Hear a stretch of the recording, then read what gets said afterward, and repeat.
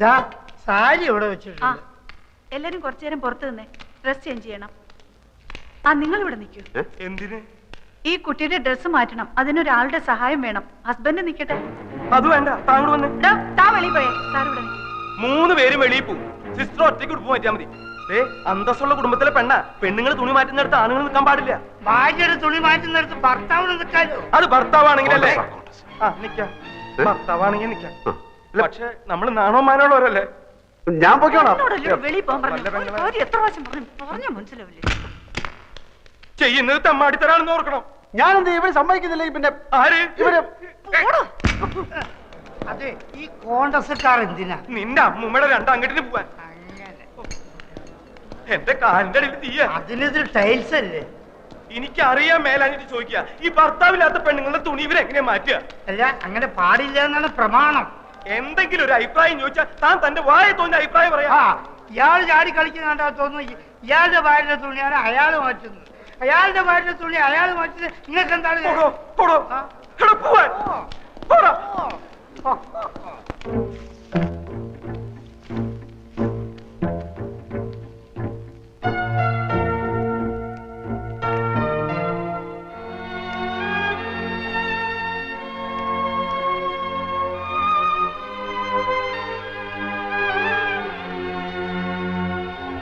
ഉടുപ്പിന്റെ അറ്റത്ത് പിടിച്ച് താഴേക്ക് വലിച്ചാൽ മതി, ഊരി പോന്നോളും. ബോഡി ഞാൻ ഉയർത്തി തരാം.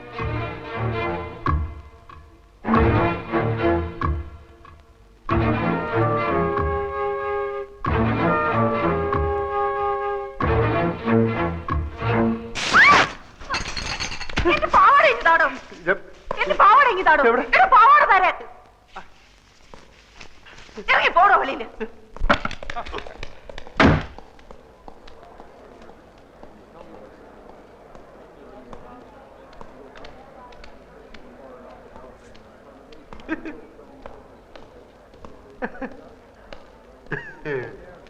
എന്താടാ നിന്ന് വിളിക്കണത്? ഇവിടെ ആരെങ്കിലും തുണി വെച്ചിട്ട് തുള്ളുണ്ടോ?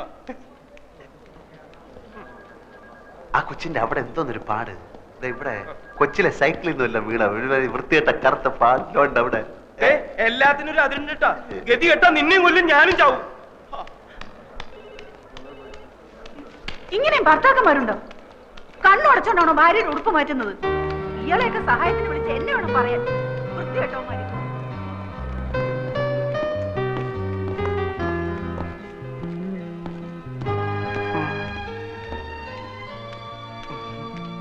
ഇപ്പൊ മനസ്സിലായോ പിള്ള മനസ്സിൽ കള്ളമില്ലെന്ന്?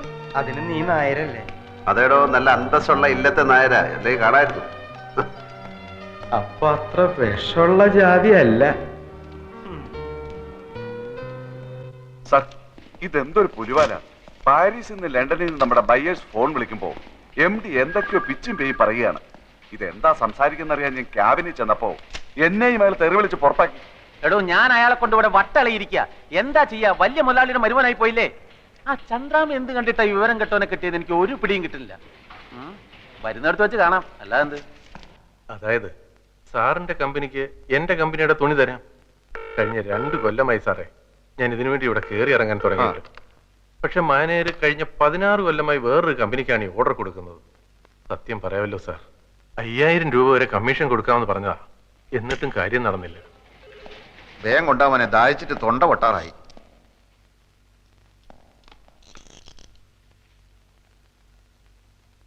പഞ്ചാര കൂടുതലാണ്, നന്നാറി എസൻസ് ചേർത്തിട്ടില്ല.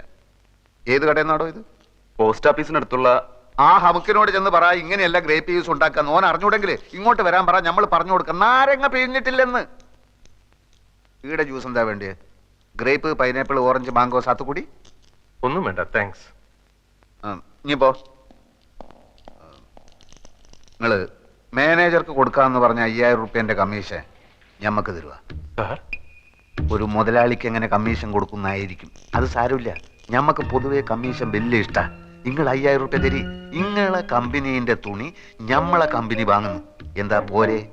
എത്രയോ വർഷമായിട്ട് വേണുവേട്ടന്റെ വീട്ടുകാർക്കല്ലേ ഓർഡർ കിട്ടിക്കൊണ്ടിരുന്നത്. ഇപ്പൊ ചേട്ടൻ എന്ത് തെറ്റ് ചെയ്തിട്ടാ കമ്പനി ഓർഡർ മാറ്റി കൊടുത്തത്? ഞാൻ മാനേജറോട് ചോദിക്കട്ടെ. മാനേജറുടെ സത്യേട്ടൻ ചോദിച്ചു. അപ്പൊ മാനേജർ പറഞ്ഞു ആൽഫയാണ് മാറ്റി കൊടുത്തതെന്ന്. മാനേജർ മാറ്റരുതെന്ന് പറഞ്ഞപ്പോ ആൽഫയോട് തട്ടിക്കേറിയെന്നും പറഞ്ഞു. അനിയും കുഞ്ഞൊന്ന് വിളിച്ച് ചോദിച്ചു നോക്ക്. ആ സർ, കൺസൈൻമെന്റ് അയക്കാൻ ഇപ്പൊ തന്നെ ഒരുപാട് വൈകി. LC ഓപ്പൺ ചെയ്യണം. എൽസി ഇതുവരെ വന്നിട്ടില്ല. ഓൾ എവിടെ പോയി? സാർ ഞാൻ അപ്പോഴേ സാറിനോട് പറഞ്ഞല്ലേ കുഴപ്പമാവുന്നു. ഇതാ വർമ്മ സാർ ലൈനിലുണ്ട്. സാറിനോടൊന്ന് അത്യാവശ്യമായി വീട്ടിലോട്ട് ചെല്ലാൻ. നമുക്ക് സൗകര്യം ഇല്ലെന്ന് പറ. അയാൾ വിളിക്കുന്നിടത്തിലൊക്കെ ചെല്ലലല്ലേ നമ്മളെ പണി. അങ്ങോട്ട് വരാൻ സൗകര്യം ഇല്ലാന്ന് പറഞ്ഞു. അങ്ങനെ പറഞ്ഞോ? പറഞ്ഞു സാർ. എന്നാ ഞാൻ അങ്ങോട്ട് വരാം. Okay sir. വർമ്മ സാർ ഇങ്ങോട്ട് വരാന്ന് പറഞ്ഞു. നമുക്ക് അർജന്റായിട്ട് പുറത്തേക്കൊന്ന് പോകണം. വർമ്മ സാർ വന്നാ അയാളോട് പോയി പണി നോക്കാൻ പറ.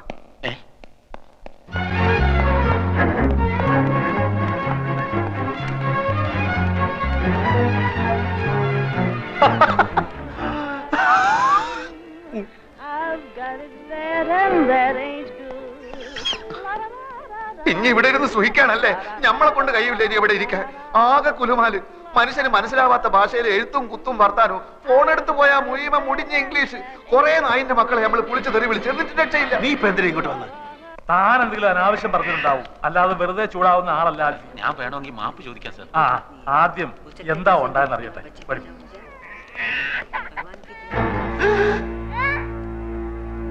5000 രൂപ മാച്ചോട്ട് 60 ലക്ഷത്തിന്റെ ഓർഡർ നീ കൊടുത്താ? മൈമുനെ പളയെടുക്കാം. പിന്നെ വേറെന്താ വൈ? മൈമുനോട് എന്നെ കൊണ്ട് ഞാനിപ്പോ എന്ത് ചെയ്യും? ഒന്നുകിൽ ആ പണി വേണ്ടത് എന്നിട്ട് കുറെ കാലത്തേക്ക് ലീവ് ലീവ് ഒന്നും എടുക്കേണ്ട കാര്യമില്ല. ആൽഫിയുടെ അറിവുകൾ കൊണ്ട് സംഭവിച്ചതാണല്ലോ. ഇത്രയും നാള് ആ ഓർഡർ കിട്ടിക്കൊണ്ടിരുന്നത് നമ്മുടെ ഇന്ദുവിന്റെ ചേട്ടനാ. പെട്ടെന്ന് ഒരു കാരണവും ഇല്ലാതെ മാറ്റണ്ടായിരുന്നു. അവർക്കും വിഷമമുണ്ട്. എനിക്കതറിയില്ലായിരുന്നല്ലോ. മാനേജർ പറഞ്ഞില്ലേ? മാനേജർ ഒരു കാര്യം എന്നോട് തുറന്ന് പറയാറില്ല അങ്കിൾ. ആ മാനേജർ എന്ത് ചോദിച്ചാലും കുറെ പേപ്പർ എടുത്തിട്ട് അവിടെ ഒപ്പിട് ഇവിടെ ഒപ്പിട് എന്ന് പറഞ്ഞുകൊണ്ടിരിക്കും. അത് തനിക്കെങ്ങനെ അറിയാം? താനാരാ? എന്റെ ക്ലോസ് ഫ്രണ്ടാണ്. ഓ, ഞാൻ എല്ലാ കാര്യവും ഇയാളായിട്ട് ഡിസ്കസ് ചെയ്യായിരുന്നു. ചന്ദ്രനെ കാണാൻ വന്നതാണ്. ഏതായാലും കഴിഞ്ഞതൊക്കെ കഴിഞ്ഞു. ആൽഫിക്ക് വല്ലാതെ ദേഷ്യം വന്നു എന്നൊക്കെ അറിഞ്ഞു. അതാണല്ലോ അയാൾ പോയി പണി നോക്കട്ടെ എന്നൊക്കെ എന്നെ പറ്റി പറഞ്ഞു. മാനേജറുള്ള ദേഷ്യം കൊണ്ട് പറഞ്ഞ. ആ അതെനിക്ക് തോന്നി. ആൽഫി വരൂ, അയാൾ പുറത്ത് നിൽപ്പോ. ഞാൻ വരില്ല. എനിക്ക് അയാളുടെ മുഖം കാണട്ടെ, എന്റെ കൺട്രോൾ പോവും. അതെന്താ? എന്നോട് ക്ഷമിക്കണം, ഞാൻ അയാളെ കാണില്ല. ഞാനയാളെ കാണില്ല. എനിക്ക് അയാളെ കാണണ്ട.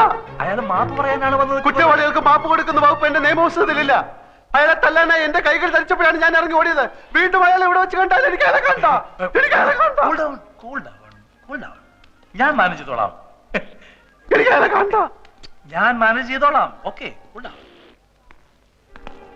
ഞാനില്ല ഇവിടെ. ഓക്കെ, എനിക്ക് അയാളെ കണ്ട. ഞാൻ വിചാരിച്ചത് ശരിയാണ്. തന്റെ ഉണ്ട് കുഴപ്പങ്ങൾ. ഇനി എന്തെങ്കിലും പ്രശ്നം ഉണ്ടായാൽ താൻ എന്നെ അറിയിച്ചാൽ. എന്റെ കയ്യിൽ തെറ്റുണ്ടെങ്കിൽ ഞാൻ മാപ്പ് ചോദിക്കാം സാർ. എനിക്ക് അയാൾ ആകെ ടെൻസ്ഡ് ആയിട്ട് നിൽക്കുകയാണ്.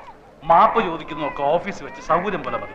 ഇല്ല സാർ, ഓഫീസിൽ മറ്റു സ്റ്റാഫുകളുടെ മുന്നിൽ വെച്ച് ഇൻസൾട്ട് ചെയ്താൽ എനിക്കത് മാനക്കേടാണ്. ഇവിടെ വെച്ചാവുമ്പോ എന്ത് വേണമെങ്കിലും പറഞ്ഞോട്ടെ. തല്ലുന്നെങ്കിൽ തല്ലി. മിസ്റ്റർ രവീന്ദ്രൻ, സാറ് സൈൻ ചെയ്താലേ അക്കൗണ്ടന്റ് പണം അടയ്ക്കൂന്ന് പറഞ്ഞു. സാർ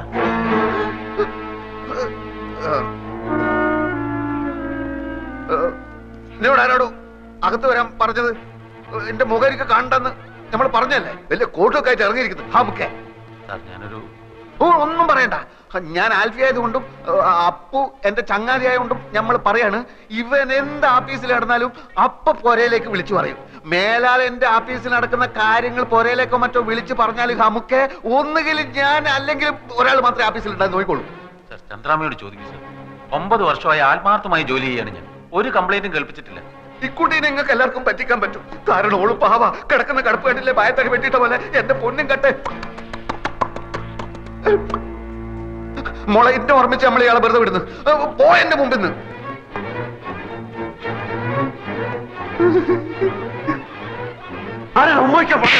അങ്ങനെ പോകരുത്. കാര്യങ്ങളൊക്കെ അപ്പ പറഞ്ഞു നിൽക്കുന്നതാണ് നല്ലത്. ഒന്നുമില്ല. ഒരു കാര്യം മാത്രം, ഓഫീസിൽ വെച്ച് ഇയാളോട് ദേഷ്യപ്പെടരുത്. നമുക്കൊക്കെ ഒരു കൊച്ചു ജീവിതമല്ലേ ഉള്ളൂ. അത് പിണങ്ങാനും വെറുക്കാനും ഉപയോഗിക്കുന്നതിന് പകരം ഇണങ്ങാനും ഇഷ്ടപ്പെടാനും ഉപയോഗിക്കുന്നതല്ലേ കൂടുതൽ ഉചിതം. എന്തു പറയുന്നു? എന്താ ഫ്രണ്ടിന്റെ പേര്? അപ്പു. ഓക്കെ, എല്ലാം ഇതോടെ അവസാനിച്ചു. രക്ഷപ്പെട്ട് മേലിൽ എന്നോട് ചോദിക്കാതെ ഓഫീസിൽ ഒരൊറ്റ കാര്യം ചെയ്തു പോരുത്. ലോണൊന്നും കിട്ടുന്നിടം വരെ. നമ്മളിപ്പോ എങ്ങോട്ട് പോകണം? ഓഫീസിൽ പോടാ, ഓഫീസിൽ പോടാ, പോടാ. അയ്യേ,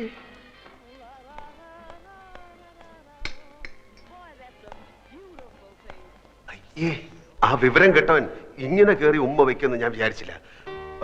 കൂടെ ഉണ്ടായിരുന്ന മാനേജർ എന്റെ അളിയനാണ്. അതുകൊണ്ട് എനിക്ക് കേറി പിടിക്കാനും പറ്റിയില്ല. സാരമല്ല, ഇത് തുടച്ചാ പോകും.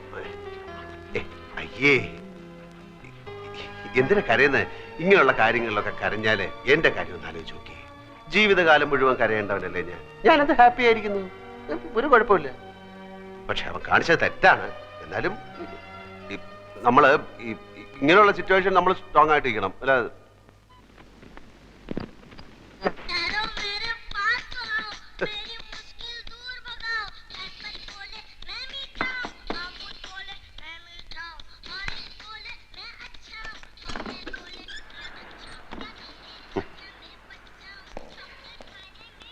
My name is Alfred. My name is Alfred. എന്താ? ആരാ? ഭൂതം കുറത്തിന്ന് പുറത്ത് ചാടി. ഇത് മറ്റവനാണ്, അൽഫി. Yes.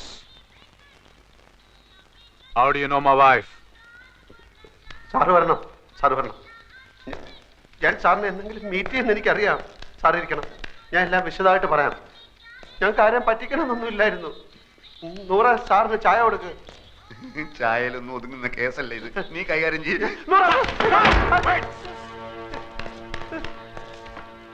How do you know my wife? സാറിന്റെ ഭാര്യ ഞങ്ങൾക്ക് വഴിയിൽ ആക്സിഡന്റ് കിടന്ന് കിട്ടിയതാണ്. നാട്ടുകാരെടുത്ത് തലേ വെച്ച് ചെന്നപ്പോ ആശുപത്രി കൊണ്ട് ചെന്നപ്പോ ഹസ്ബൻഡാണെന്ന് ചോദിച്ചപ്പോ അവരെല്ലാം കൂടെ ഹസ്ബൻഡ് ആക്കിയപ്പോ ഒരുപാട് കോളത്തെ ഹസ്ബൻഡാണെന്ന് പറഞ്ഞു ഒപ്പിടാൻ പറഞ്ഞപ്പോ ഹസ്ബൻഡ് ആയി പോയതാണ്. അങ്ങനെ ലോൺ കിട്ടാൻ വേണ്ടിട്ട് ഒരു നാടകം കളിച്ചു പോയതാണ്. അല്ലാതെ I am not a chief. I'll call the police. പോലീസിനെ വിളിക്കുന്നത്. Okay, now explain everything nice to me. ഗതികെട്ട ഒരു പയ്യന്റെ മനസ്സ് ചേട്ടെങ്കിലും മനസ്സിലാക്കണം. എന്നോട് മാപ്പാക്കണം. ഓനോടൊന്നും തുറന്നു പറയല്ലേ. ഓ നമ്മൾ വിചാരിക്കുന്ന ആൽഫ്രഡ് അല്ല. പിന്നെ ആരാടാ? ഇവന് വട്ട. ഇവന്റെ ഭാര്യ ഏതോ കിണറ്റിൽ വീട് ചത്തു, അങ്ങനെ വട്ടായതാണ്. ആസ്പത്രി കൊണ്ടുപോകുന്ന വഴി കാറിന് ഇറങ്ങി ഓടി ഇങ്ങോട്ട് കയറിയതാ. പിടിച്ചോണ്ട് പോടോ ഇവനെ. Please, you take care of my wife. You know my wife. You know my wife. You please take care of her. Take care of her. I get a lot of things from America. She's a very nice girl. I love her very much. I love her. You take care of my wife. I love her very much. I love my wife. കാലത്തിന് ഒരു കോട്ടിട്ട ബട്ടന്റെ കാലുമൽ വീഴേണ്ട വല്ല കാര്യം ഉണ്ടായിരുന്നു? കാര്യങ്ങളുടെ പോക്ക് ഇങ്ങനെയാണെങ്കിൽ ആ പോയവന്റെ കണ്ടീഷനായി പോകും ഞാനും.